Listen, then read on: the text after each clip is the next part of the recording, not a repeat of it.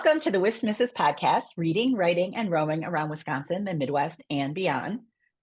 And that might be the first time I ever did that in one take. You're so cheerful. You're laughing at me. Well, I'm you Val. always got to start off with a giggle.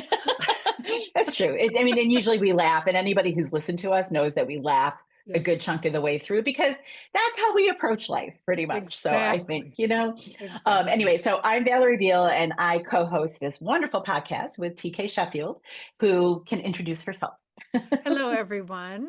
I hope you are well. My name is T.K. Sheffield. I write stories for readers to laugh and escape, a funny, cozy mystery series that I describe as the Devil Wears Prada meets a Wisconsin Supper Club. And then I have a new cozy romance coming out in February called The Valentine Lines. Cupid swaps arrows for scones in a rom-com.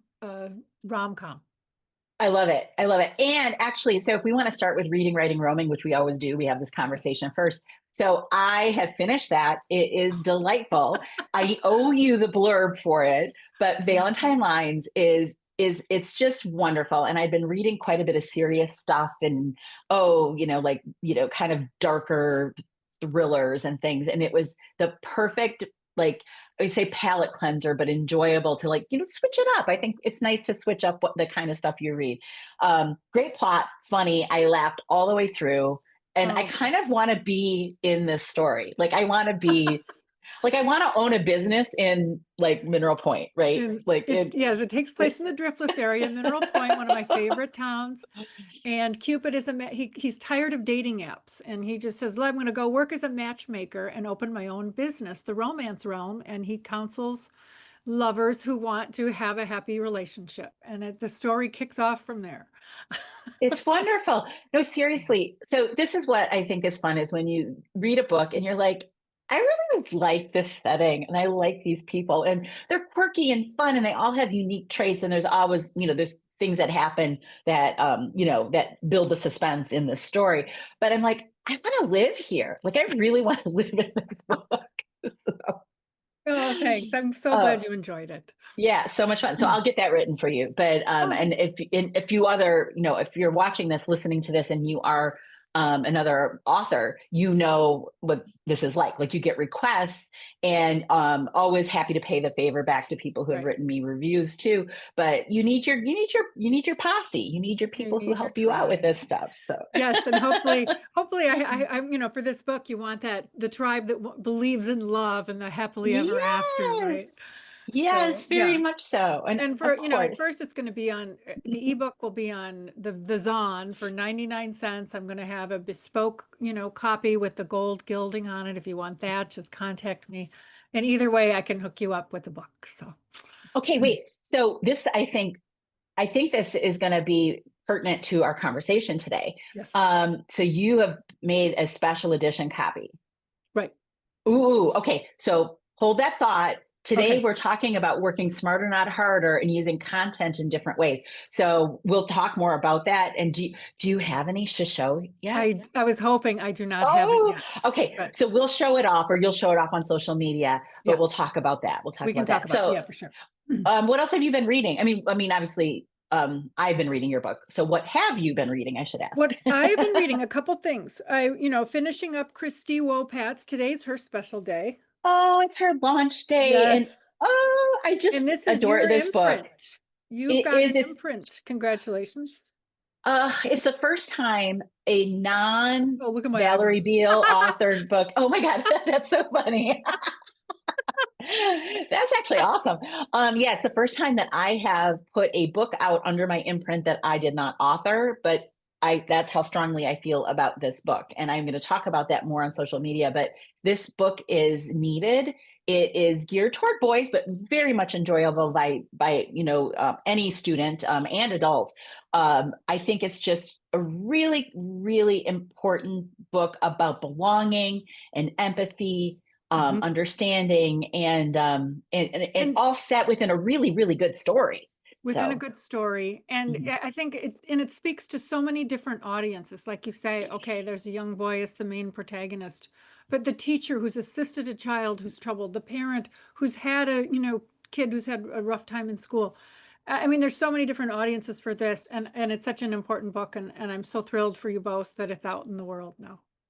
I'm so happy to play just a little part. Christy's the powerhouse behind this, and it's a joy to work with her. She's so much fun, and a lot of people who watch this know Christy from her efforts. She's the person who has run for many years the Wisconsin Writers Association fall conference. So you've probably seen a lot her name out and about if you're from Wisconsin and you're part of that Right. group. So Right. So I've been reading, I've been reading that, and then Adventure Awaits, written by my friend Kristen Lenz from the Northwoods. And yes. she's lovely, and I just adore this book. She's going to come on the Whispresso Cafe and talk about it. If you can't attend on that the Saturday it airs, always get the recording. But she's delightful, and she's really changing the Northwoods in so many positive Oh, ways. She's got a shop. She's a guest on one of the TV shows up there, and she's just lovely and just a joyful person. And I think we need more joyful people in the world. I So agree. I agree. yeah, Now, when yeah. is she on the Whispresso Cafe? Is it She'll be soon? on this Saturday. So it's the So, 15th. okay. So then are those ever available for replays or do you have to Yes. catch it live? Okay. You can, So, yeah, I think if you go on the Midwest Writers Room YouTube channel, the recording will be up there and you can just watch it if you missed the show, okay. if you don't log in live.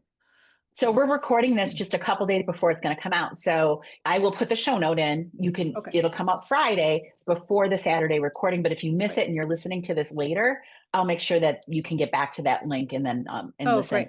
And then I should mention that Christy and I are joining you in December on December 13th to talk about the topics in this book and the publishing journey and such too. Right. So Yeah. You know, and that'll be fun.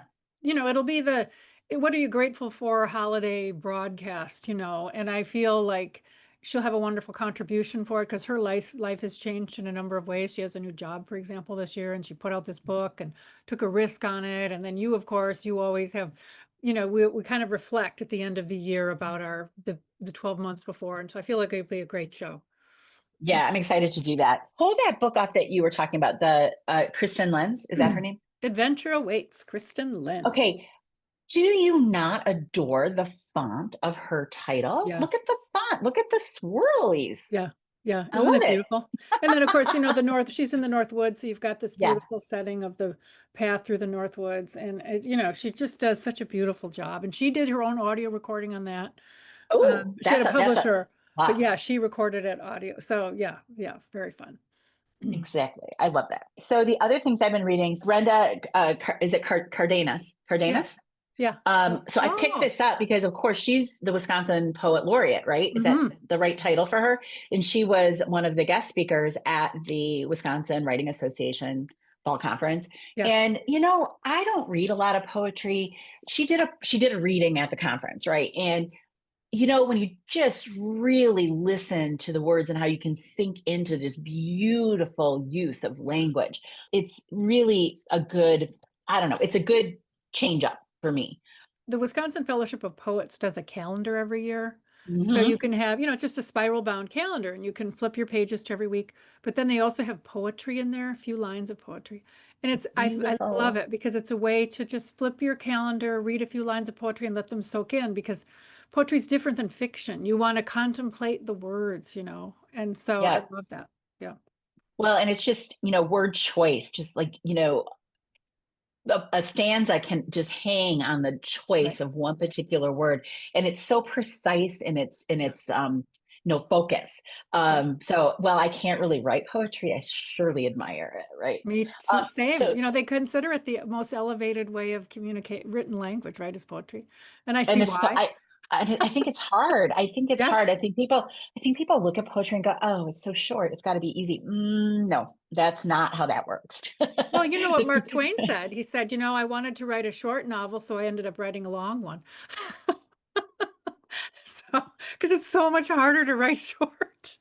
It's like the bane of our existence as writers. Anytime, if you're a novelist, that you have to do something short, like give me Right. a one-page synopsis of your work, or like what you teach, log lines. Give me one line, and you're like, Yes. panic sets in. You just want to watch a whole room of authors freak out, ask them Yes, to summarize their book in one line. exactly. I don't know. So then the other book that I don't think I've mentioned before, I read it a while ago, but now Janae Sacken is going to Oh, join us nice. at Books and Beer next Thursday, the 20th.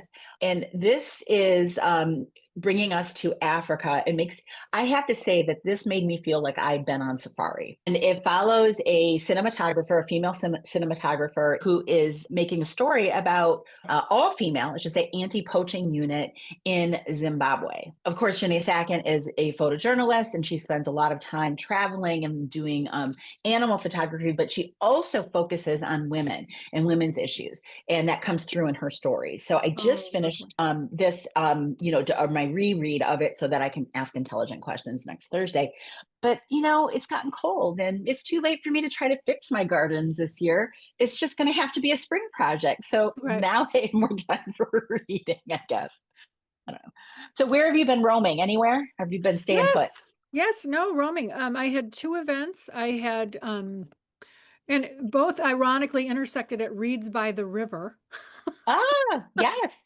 How did in that go? Waterford.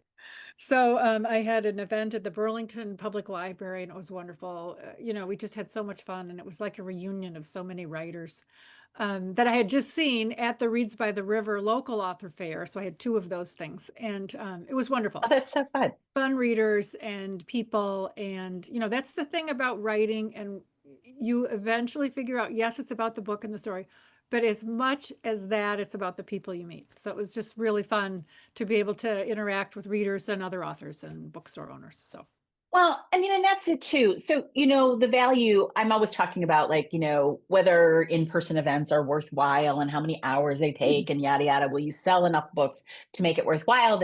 Forgetting the value added, meaning the camaraderie that you have with the other authors. And actually, meeting some of these local business owners, these local bookstore owners too, and forging, relationships with them that will actually, be beneficial down the road, mutually beneficial, right? well, So, and it's funny you say that. And the Burlington Public Library, it was so much fun. It was more of a family reunion oh, okay. than a library because the librarians, the people coming in were chatting with the librarians and the kids, and it was like a family. And then, of course, we had the authors all set up at tables and that. And we had seen each other here and there all season long. And so we're all chatting, and it was literally like a family reunion with books. Perfect. That sounds like about as good as it's going to get, right? Yeah, it So, really was. It really was. So, what have I been doing in the last month? So I think I mentioned in our last podcast that I was headed to Guatemala. Obviously, yes. I'm back from Guatemala. We had a wonderful trip celebrating the re-grand opening of a childhood therapy center. We were able to double the space so we can increase the number of therapies given to kids, mostly age 5 and under, who are suffering the effects of trauma and neglect that they suffered, when they were placed in protective custody in a children's home in Guatemala. But we also support adoptions there. And so as the kids become eligible for adoption, our staff there can follow along with the families for a year Oh, and just make sure to support that adoption because some of the kids still have special needs that need to be addressed. As we know, that's always hard on a family. So it's nice to have that support. But it was a delightful, I mean, I love Guatemala to start with, but then to be able to do oh, this with such a fine group of people who were visiting for the first time to see the center. But then I came home and I just ran straight into book events. I did do my main launch for Mercy in the Mist over at Irish Fest. But my local library, because it is like family, wanted to celebrate the launch of that book. We did that with like a costume party on Wednesday before Halloween, which oh, was nice. A fun. costume party. Oh, fun. Yes, because if I've got a chance to wear some costume, I'm going to wear it, Oh, and a tiara absolutely. and whatever. And so that was fun. And then the very next night, I was back. I just hang out at the library a lot. I was back to start it used to be the National NaNoWriMo National Novel Writing Month, and that group is really no longer existing. And so we're calling it for our middle school writers, Writing Month Mojo. So it's Rimo Mojo, and we're helping the kids through the whole concept of getting a story down on paper between November 1 and November 30. So we'll Oh, see how that great. goes. So Well, yeah, we have fun. congratulations on everything. What an impact you Oh, make with your well, with everything you do. it's so much fun. I love the kids. And to be honest, my kids are older now. And if I'm going to continue to write for this age group, I got to hang out with them Yeah. or, Yeah. you lose touch a little bit. So yeah. Writing? Yeah. Nah, haven't been doing any of that. How about you? How about you? I'm doing the sequel. This is called the Valentine Lines, and then its sequel is called Valentine's in July. So it Yeah, takes place in the North Woods. So there we Cupid go. ends up in the North Woods and the usual shenanigans, constant shenanigans. So Well, thank God one of us has been writing because I am planning quite a bit of roaming for first quarter of 2026. And I'm starting to do a little mini freak out on trying to get my next book written. And I've got to start to calendar that a little bit.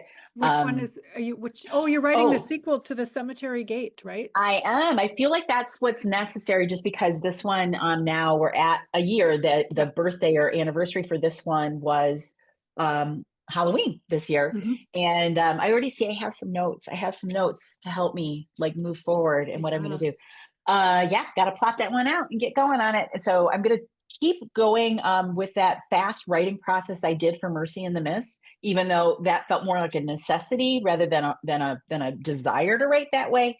It was very functional for me in terms of quality of writing because I didn't forget what Mhm. I'd done. I didn't have these big gaps between my writing sessions. So I guess I'm starting to see now how people can write, especially if they don't do anything else, really, Right. they don't have a day job or whatever, how they can write like maybe 4 books a year or Yeah. more and still have them be decent books. I just wish there were more hours in the day. That's Me too. But as we all. spoke when we were chatting earlier, we're heading into this quiet season. We're heading into, just for me anyway, I'm looking forward to a little bit colder weather, a little bit, less travel, and just hunkering down with a hot tea and maybe a snowstorm or two. And then, kicking into high gear, really planning 26 and just deciding, okay, am I only going to do one next year? I probably have another one in the pipeline that I will move forward with. But I love the little bit of a quiet time, 4 weeks, 6 weeks of just being able to hunker down like that. Well, and there's something about that. I mean, we are the world is a very busy place. And if we are, on social media and we're answering, emails a lot, and we were joking about playing whack-a-mole with these like scammy emails. I have a post about that, just like the amount of stuff you manage in a day and all the little Yeah, pings and whatever, our creative brains aren't healthy when we are doing that busyness. Like right. we need quieter time to feed our creativity and let our brains do what we like to do. Like the creative process cannot have all that like interruption for it to be at its best, I guess. Right, and we were just, as we lead into today's topic, a dear friend of ours, Lori Buchanan. She's on a writing retreat. She posted before she left, I'll be off social media for about 3 weeks. See you when I get back. Yep. And I respect her so much for saying, look, I'm good with a break. I'm going to take some time out for me. And I recommend that. In fact, I'll probably do it in January. I'll just, put a post up Yep. that says I'll see you at the end of January, just That's right. because you need the break. I think so too. And the times I've done that, I just feel like the quality of my ideas coming back to my desk Yeah, after that break, they're just so much better. I just think that generally in the world, we're doing ourselves a disservice by this constant motion that we seem to be feeling, that we need to produce or show expected, right. of us. So And the I advice, think, the yeah, first advice for today is don't be afraid to take a break when yeah, you feel take a like you need break. it. Yeah, Take a break, come on back, and then show us what it did for you. right. So if you are planning this for the next few weeks or any time in 2026, circle back with us and say, look, I took a break for 2 weeks and Yes. this is how this felt for me. Like I'd love to see that. I'd love to put that in one episode or one blog post or something on our platform for this podcast to say, we highly recommend this. And for today, our topic is work smarter, not harder, which pretty much makes sense. I mean, not that the things that we're going to say don't require additional work, but I want to focus on the content that you've already created, that you already have, and make sure that you're maximizing its use, whether that means different formats of your book or things adjacent to your stories, your other creativity that you've already got in the works that can be either maybe for free, like freebies, like social media content or giveaways, but also things that can expand your revenue. Because if you've already put time into a story, how many other ways can it be used? So that's where we're going to go today. And we mentioned briefly your pretty like glitzy pretty hardcovers, right? But I mean, typically, Yes. what do we do? What do we do as authors? We start with a paperback and an ebook, right? Right. We start with a Typically. paperback and an ebook. And because this is a little different for me, cozy romance, I've got my glossy cover, that you can see, and it's got the gold gilding on it. But what I wanted to do was go a little bit, a little more oomph, a little bit more, shelf power, if you will. So I contacted 48-hour books, and they were wonderful to work with. Wonderful. And so they're going to gild. I'm going to have the gold foil right here, this kind of thing. And Ooh, pretty, pretty, it's pretty. just it's a special edition of the book. I'll probably be selling it in person, maybe off my website. I'm not sure yet. My certain indie bookstores that I work with a lot, they'll be getting some signed author copies. I'll be doing an event at Literatus on February 14th, Literatus in Watertown, and I'll be signing the bespoke copies. And I like them because they're fun and memorable for the reader, but they're also great gifts. So if Yes. you know somebody who, if you know somebody who wants a fun read, they're cozy, no bad language, no politics, no nothing. And I feel like they're good gifts because they're Yes. funny, they're lighthearted, they take place in Wisconsin. So I always have that sort of thought when I write them because they're from my heart, but I also have that thought that, look, they make a great gift. So I want to make sure that that's available to my reader. And all it takes is a little bit of extra time on my end to work with a good supplier like 48 Hours and get those Hmm. books out there that for the people who might want them. So that's just Okay. one way. It's the same book. It's just a little bit different cover. Do you have the pretty edges on the paper? I'm working on the pretty edges. I'm working on that. Once I see the proof of this, then we're going to go to the hardcover with the pretty edges and I'll see what they Ooh, offer. Yeah. pretty. So we call that spreages. I didn't know that until a while ago. Sprayed edges, like Great edges. spreages, spreages. So I don't know if you want to like have some See, cool book yours would lingo. be your Irish, your Mercy in the Mist. I don't have one of those here. They would be perfect like that. Well, so that is something, I would consider, especially that series will have 6 books Yes. when it is done. Okay, so I have to think about which author this is. I think it's Cassandra Clare. So of course it's fantasy genre, whatever. Her like City of Angels books, I think that's the right series. When it's done, the spines have art that go all the way across, just the paperbacks. Nice. But her special copies are like to die for. They're gorgeous. Do you know how much you're going to have to sell the hardcover for? I mean, I know that I there's an don't know yet. upcharge. I Okay, so don't you're know just yet. waiting. Yeah, I'm So just that's waiting. 48-hour books. Is 48 that what hour you? books. I have Okay. also worked with Book Vault for Nellie's Island. You can see the green book right there. Oh, I yes, and worked that's a with them hardcover. That's the too. hardcover. The hardcover with the Yeah. gold gilding on it. And they were wonderful too. It's just the lead time. They're in England and they can only print there. So they ship over and the lead time is longer. Oh, But they I were didn't also realize. wonderful. Yeah. I didn't realize No. they were UK based. Okay, that makes Right. sense. For Okay. that kind of printing. Wonderful. My artist Hmm. actually is the one who worked with them and uploaded everything. So I Okay. don't have that much, but she said it was, she loves them too. It's just the lead time and the order time, to get Hmm. here takes longer. So Well, decided to try 48 hours and both, I both recommend them both. you're not going to order 1,000 of these. You're going Right. to order just a few, like probably what, 50? Probably about 50. I'm Yeah. thinking of, depending on what it looks like, I'll probably go with 50 and see where I am from there. But, again, we're looking at, okay, work smarter, not harder. So this to me, on 48 hours, their artist handled it. She did a beautiful job. I had immediate communication. So I was very happy in that sense. So I had essentially delegated out some of that, the work, Right. the technical work that I don't know. They did it, and I was very pleased with it. There are other things you can do. For example, I was at a book event and talk about work smarter, not harder. This one of the authors had these booklets, and these are her Oh, tell me short about stories. those. These are her Oh, shorts, and she prints them on Amazon. And they're just the booklets, and they might have been a contest entry for her. It might have been, just a chapter she kept out. But look what she did, and she made these wonderful giveaway booklets. So you can put these in a winning, a gift basket. You can sell them for 99 cents at an event. Look at how, she's got 3 of them, and look at how beautifully they turned out.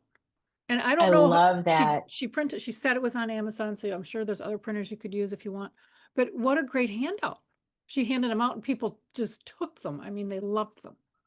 I think that's so smart. And especially if people maybe don't know a lot about you yet, they don't know Right. much about your writing, they don't know if they like it or yet, it's a small thing. She was giving them away or she's selling them or She was both. giving these, and let me see how many pages. Oh, they're probably about 20 pages. They're signed. And it's just a little quick short story. You get to know her characters. But they're so professionally done. Yeah. And it reminds me also of marketing materials. You had created a sampler, Sampler, right? an ebook Of, sampler that if you subscribe to Saddles and Stories by Substack, you get it as an Mhm. immediate download. So you get Yep. the first chapters of Model Suspect, Model Wave, Model Ghost. You got the first chapters of Valentine Lines. And all it cost me was my time. I format in Vellum and I upload to, I can download the PDF. And then Right. it's a And it's downloadable digital. PDF. Right. Right. It was just my So time another that took that. Right, right. But the content you had already created, it was just organizing it in a different way. So something I saw that made me wish I had done it, this happens when you go to conferences. I was at that debut author breakfast, the mystery authors, and everybody's throwing their swag into the center of these tables. It was ridiculous how much cool stuff was in the middle of those tables. And somebody had printed out, I want to say maybe the first 2, 3 chapters. They look very much like what you just showed me. And I thought, well, what a smart introduction to this mystery. If it's, a kicking off point for a new author, clearly debut mystery author breakfast, like what better marketing material is there than actually giving somebody access to the story to the point where they're going to have to go buy it because they want to know what happens next. Right. I mean, you could do So. it wouldn't even have to be a separate story. It could be your first chapter. It could be your prologue. It could Right. be so much, your first chapter, 10, 12 pages, right? Maybe perfect Yep. size for this kind of thing. And you're just handing it out. Well, And it's, and it's quick read. You can sit in bed and read this in 15 minutes and fall, it's great. Well, and considering when we talk about the fact that our attention is so fractured these days with so many things, that's probably about the attention span we've Right. got right now. It's Right. like a short thing. Well, and then And you could print it large print too. If yes, because we have a large, everybody's getting older. We appreciate large print. You could go, yeah, I've got a large print first chapter for you. like sure, no problem. Yeah. Well, and the other thing too, and I'm jumping ahead a little bit, but I'm thinking about like content and using things that you maybe have, like deleted scenes or a Right. special epilogue. I was reading a book last night and they gave me a deleted scene or something, and I give away my email address like whatever. Like if you're going to give me something, a deleted scene about people, characters that I'm already invested in, Right. I will give you my email address. Right. Like this is an easy decision. If you're ever, trying to think about what in the heck you can give away for, the exchange to get people on Yes. your email list, that is the kind of stuff you can give away. Right. And don't overthink it. Don't overthink it. Yeah. Use this is all about use what you already have, repurpose. And for example, on your social media, you can repurpose a reel or a post. Nobody's going to go look 3 months ago what your post was. If No. you're introducing a book or if you have a special, comment about your book, it's okay to repost that reel or that Yes. social media post. If you have an old blog post, it's Yes. still relevant, if it's writing log lines, for example, you can repost that. Go ahead and do it. Don't feel badly. People do it. And as long as it's valid information that's still relevant to readers and you wrote it, you can repurpose that. It would have been, gosh, more than a year ago. In the spring is when I shifted from blogging on my own website into moving over to Substack.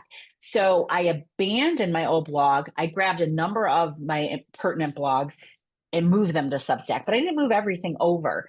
And I have this archive of older Mhm. posts. Now, some of them need updating. Like I would not repost them unless I checked that everything was still valid. And I can say originally written in 2020, but updated, this date, with the proper links, or, a lot of times links become dead, Yeah. external links. I never really thought about including that today, blog post, but that makes a lot of sense too. Gosh, there's nothing wrong with grabbing one. What was your most popular one like 3 years ago? Right. Is it still germane today? Like you say, ask yourself that. If it is, send it out again. Send it out again. Some of the social media ones about how to use it, probably, those are changing every day practically. Yeah, Solid writing advice, like how to write a, opening scene, first lines, advice about, managing the messy middle or plot structure. Those are still right, relevant, right? Because, right. that's solid information that people can still use and you can use it. For sure. For sure. I love that. We forget how much stuff we've created. And when you start to look back, if you've been doing this for any length of time, I mean, we have some pretty deep files of content Yeah. that Right. could, that we should keep repurposing. Okay. So as far as books and book formatting, audiobooks, do you create an audiobook for every book that you have out? I'm venturing down that road. I just contracted with an audiobook creator for this. I'm Mhm. thrilled with how he's doing it. I met him at Killer Nashville, and I'm just, we had two meetings discussing characters and voice and special words that might, because this is set in the Midwest. So you want to make sure, oh yeah, you betcha. You want to make sure that that's present in there. And then he's sending me like 3 chapters or so at a time that I can listen to and flag anything that might not sound correct. But so far that has been wonderful. He's walked me through. This is with Ellis Audio. I used to have his card right here, but he walked me through the elements of recording an audiobook, what to expect. I mean, I really Mhm. did hire a professional for this because it's my first venture into it. What about you? So I have done pretty much every way you can create an audiobook except for AI. And it wasn't by design necessarily to try all these things. It was just the evolution of the process. So my very first book, Circle of Nine, the first one in that series, Beltany, I used royalty share through ACX, meaning Mhm. I didn't pay anything.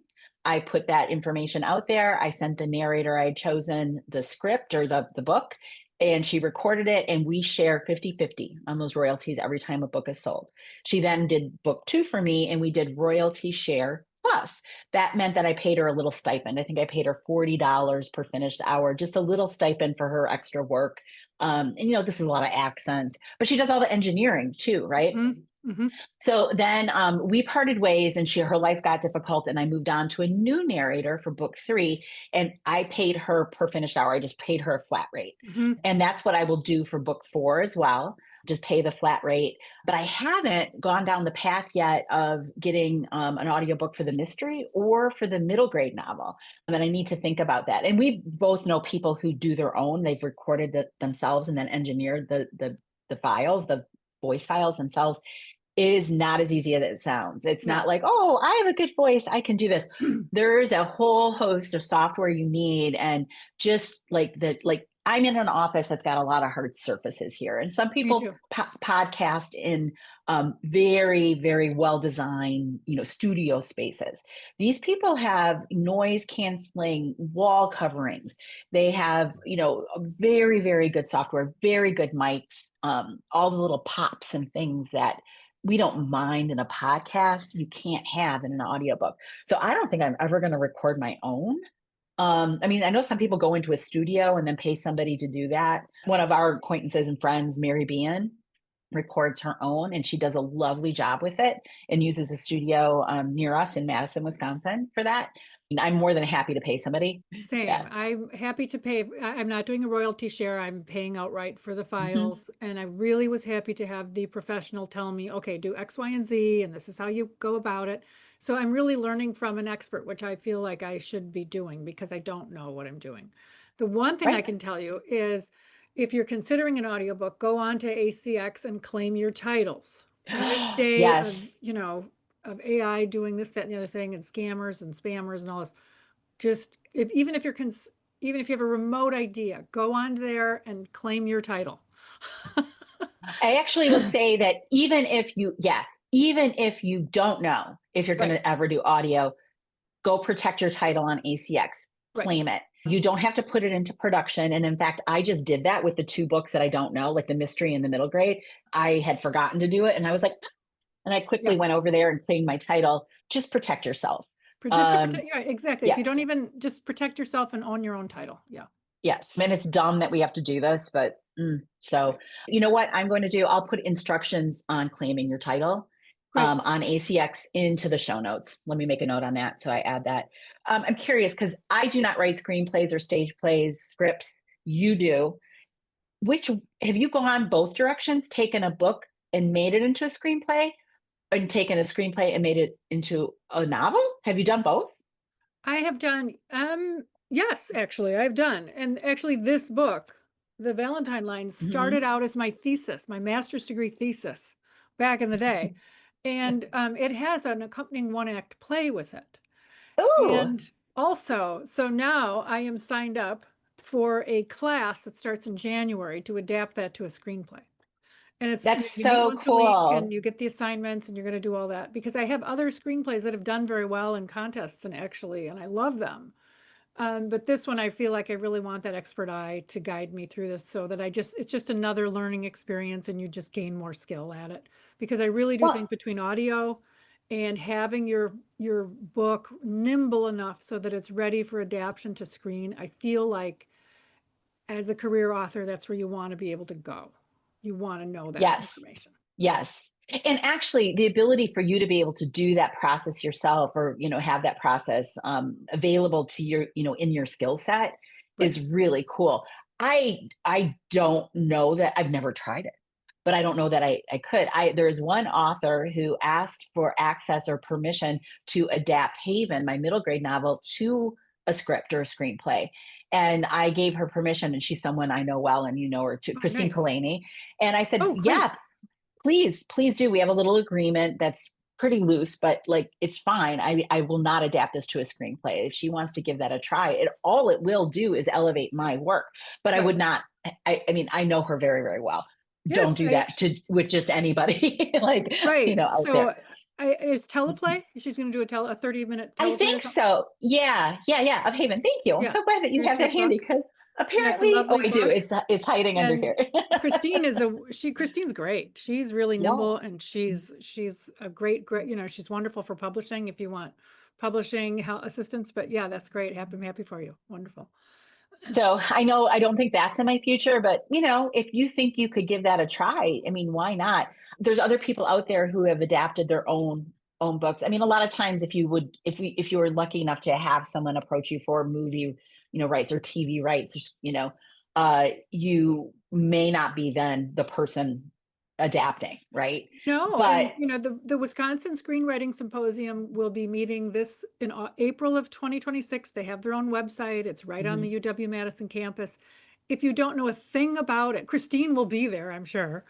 If you don't know a thing about screenplay, just go. It's very, very affordable. I think last year it was $25 for the 2 days, I Oh think. my gosh. You know And what? I remember this and I couldn't believe how yeah, reasonable they kept that yeah. like registration fee. Yeah, I don't Wow. know what the fee is this year, but it's right there in the UW-Madison campus. Parking was simple on the Saturday that I went. And it's panels and conversation, and you learn so much just by going, even if you don't know a thing about screenwriting. Yeah. Also, I just designed a website for a children's author here in Wisconsin, Jane Kelly, and she has a musical coming out based on one of her books. She Oh, had an great. amazing collaboration. It's Grace and the Butterfly Effect. So if you're curious about that, there's a whole page on her website devoted to this musical. I was fascinated by the process and the collaboration she has. But I mean, they wrote music to go with this book. And I was just like, Wow. ooh, this is so exciting. Oh, you know what we didn't cover is print on demand hardcovers. So you Mhm. are getting a special run of hardcovers that are specially designed, but Right. we didn't used to have this option, but you can through Ingram Spark or through KDP, now Kindle Direct Publishing, the Amazon wing, you can get hardcovers that will use the same interior file pretty Mhm. much as if it's the same trim size as your paperback, And then you will need a different cover design because it's like I don't have one handy, but they're the hard case laminate, they're called. Mhm. So you don't have like the paper, Right. cover around them. So it would be like that, like that. Like, Yes, yes, yes. Thank you yeah, for showing that. yeah. So, oh, and look at her pretty, open that up again. Look Isn't at her that pretty fun? end papers. Look at Yes, that.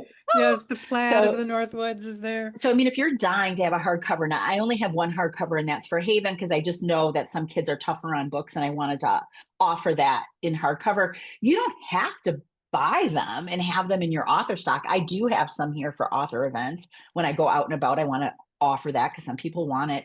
But if it's not a lot of effort and you think that maybe the library market might like the hardcovers a little bit better, they're a little more durable.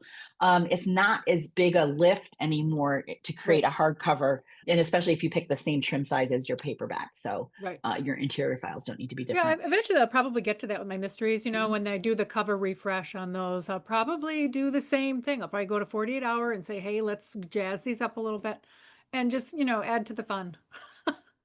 Well, and then another thing too is box sets. Now, both digital Yes. and like box sets. So physical box sets are awkward and hard for indie authors to do.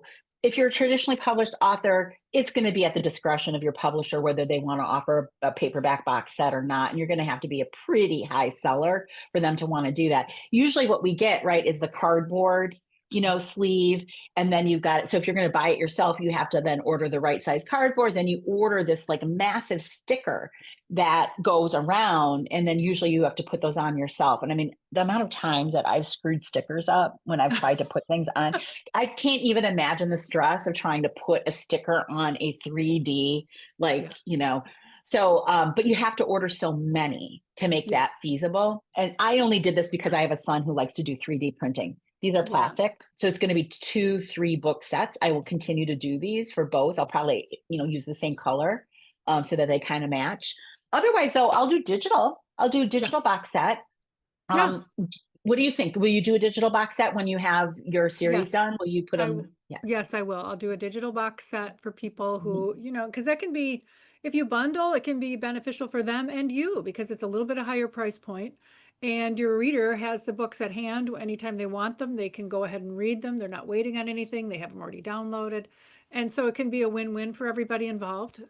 So yeah, definitely those bundles and just ways you can reach those readers in the way that they want to be reached. Mhm. That's the key. That's the whole key to all of this, right? So if you want to have a reader who Right. wants a gift to give, if you have a reader who wants to have a number of books at hand and they don't want to have to remember, oh, that's right, I like that author. What else did she Right. write? Oh, I've already got it. It's all there. And then you can hand out little booklets like these are freebies you can give as a giveaway Sure. or a reward item. You can have something as little as just bookmarks with a QR code on it that they can, scan this code and you get a free download. So we've got a gamut there of affordable options for authors who want to give a little bit more or package in a little different way for readers. For sure. I love that. Now, my only concern, okay, so this is a little bit in the weeds, but if you're an indie author, we should talk about pricing on box sets, right? So on Amazon, to earn 70% royalties versus 35% royalties on your ebooks, you need to be priced between $2.99 and $9.99. So if you're going to put, say, a few books together, and they are generally going to be more pricey separate, beyond $9.99, then you need to just kind of think that through, like how many books will you bundle together. So for example, my first 3 books in that series are $2.99, $4.99, $4.99. So basically $13. I will put them together for $9.99. I'm okay with that because you buy the first book. I don't know for sure you're going to buy book 2 and Right. 3, and there's a drop off on read through rate. So I feel like that's still a good gamble for me, for the people who want to be willing to buy something at $9.99. Right. Exactly. And then And I that's the will receive, win-win. yeah, yeah, exactly. That's the win-win for you because you get the read through on your books, and Yep, then the buyer is getting a price break on all 3. exactly. That's pretty much it for, like, taking that content and providing it out to readers, listeners, whatever, in kind of like story format. But I always think about things that are adjacent to our stories. So I really like extras, We all know this because I've shown you all the swag that I purchased for my launch last year. But I actually have Circle of Nine candles Oh that no, good they're for you. custom candles. Now, this company was created by a fellow author who then they sold the company, he and his wife. And it was the Kill Your Darlings Candle Company, which makes sense if you're a writer that, that advice is that you sometimes have to get rid of scenes that you love or, plot points that you love because they don't serve, your overall story. So Kill Your Darlings Candle Company. And I had so much fun doing that. They sent me little scent choices and anyway, so then we settled on one, after I like sniffed these little like scent things for like a week and had to put them in different places, around my house so that I didn't like taint my decision. So I have these and I have them in like, this size and I have little tins. Now, I mean, I sometimes put those in if I'm at an event and I'm doing like a Christmas gift bundle in a bag, like a candle Yeah, goes in, whatever. Kind of silly. I also had some Celtic bracelets made on Etsy that yeah. have like different designs. I don't know. I mean, you really have to think outside the box sometimes.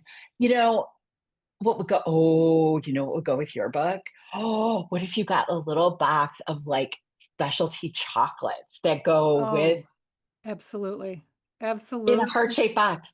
I could do, it's so funny because when you said candle, I'm like, there's a Bath and Body candle called Champagne Toast.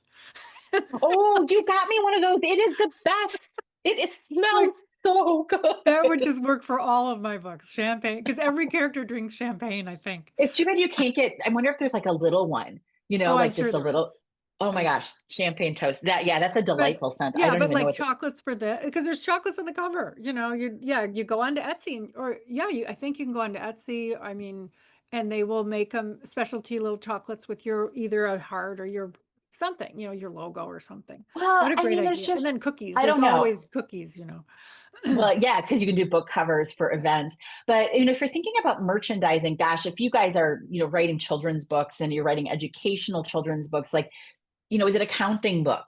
Like, with 3D printing, and now you have to be careful what the specs are for what children are allowed to have and the sizes and choking hazard and all that stuff. But, if you have things that can go with your stories for kids, even stuffies like plush Right. animals or plush characters, any of those sort of things that make sense. Sometimes you just need to sit down and just like, this is where quiet time matters too, like brainstorm a little bit, like what actually makes sense with my story. Maybe you write nonfiction. I mean, are you writing in a space where like a journal or a workbook makes sense to add in? Well, I don't and this weekend when I was at the Burlington Library, there was another author there, and she had a number of children's books, and she knew that audience, and she had plushies set out, not for sale, but she would point to them, and they were like a magnet. Kids would go straight to them, and she'd say, "Oh, this octopus is in this know. book," and their eyes would get wide. And she wasn't selling those, but what she was doing was as soon as she would hook them with the little octopus, she'd go, and in fact, I have a page you can color. And it was just a printed black and white page with an octopus on it. And she would hand those out. So the Yeah. child, instead of an expensive plushie, what can be expensive to produce, you can't afford that all the time, but you can afford a printout. So Yes. the And child could actually, imagine, oh, I just saw it. Let me do it on this paper. And it's just a printed page. That's all it was. oh, it's so nice. It's so smart as a draw-in for, and it actually Yes. could be even like a freebie thing too Right. on your website. I have another client who she's got coloring pages on her website. So they took the illustrations and then they just did an outline of those and took the Right. color off and created these black and white coloring pages. It's just typical. It's just like what you see in a coloring book, And those but are it's a this few, nice. you have a few you stack of them, you print Mhm. them off and you take them to the event and you just hand those out. And then Yes, you're not out the expense for the plushie and the parent is not out the pressure of having to buy it. right. The child can go What? create their own. And I have never priced out how expensive it is to do custom plushies or stuffies or Me whatever you want neither. to call them. I'm sure if you know about this, comment below and Right. help your fellow authors out if you know something about what that process looks like to create custom things for kids that are based on your characters. Cause I've never done it. I love them. I love tie-ins. I love to buy books.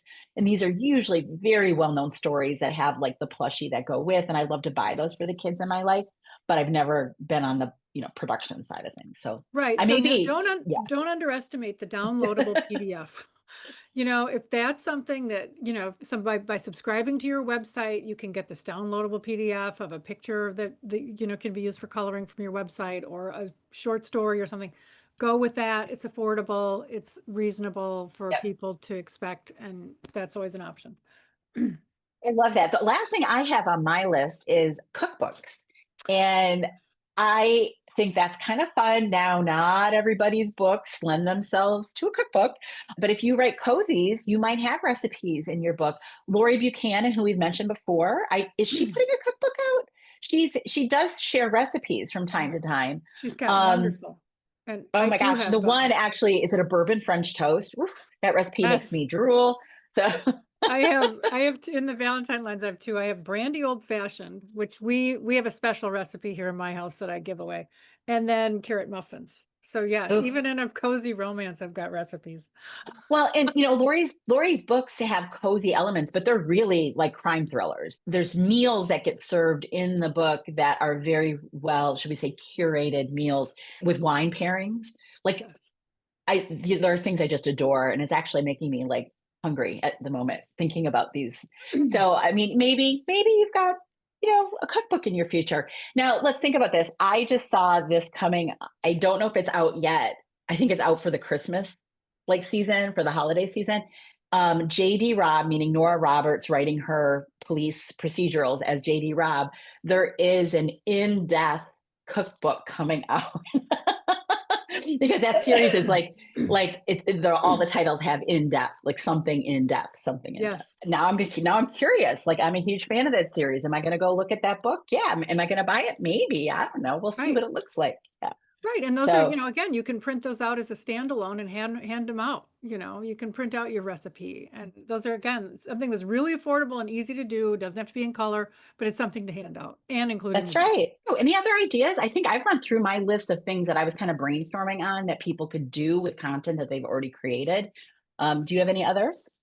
No, other than, I think we've pretty much covered it. But I would love to hear what other people have done, because this is always about we've got a sharing community on here, and I would love to Yeah. hear, add it in the comments, because I want to know, because, the list could be endless. It really could. So now I'm curious because I know I probably missed like a whole category of something or other. So put it in the comments what we've missed or what you do that is interesting. Obviously, if this stuff is available, that's a little advertising for you too. I don't mind that in Right. the comments if you want to put in what extras you have that go with your books or your book series. Right. And then just as a final note, we're talking about recreating or repurposing content or using it in different ways. Don't forget, that you can use this stuff on social media, like take a scene, take an excerpt, use this to help promote your story, and so people understand like what you write and the flavor of what you write, that you can share these little bits out on social media from within your stories. Yeah, do a short video of you making the carrot muffins or whatever recipe you've got, make that into a 60-second recipe, and that'll be probably your most viral video on your Probably. social media. I can't Hair, imagine. yes, hair styles and recipes. I mean, Yeah, those are what, right. go viral. And include the scene, like read the scene that Yes. the recipe is in so that we have context, because then that brings people all the way back to your initial Right. creation, which is the book or the story Right. or whatever. So Right. this was a fun topic for me. I was excited to do this today. Yeah, for sure. but Yeah. but now I definitely want everybody to comment below what they do, because I've missed stuff. We sure missed stuff. So next time we'll be back with all of our blessings or our favorite things from the year that happened, all the angel things from the year. So the gratefulness December podcast, I guess we're calling it.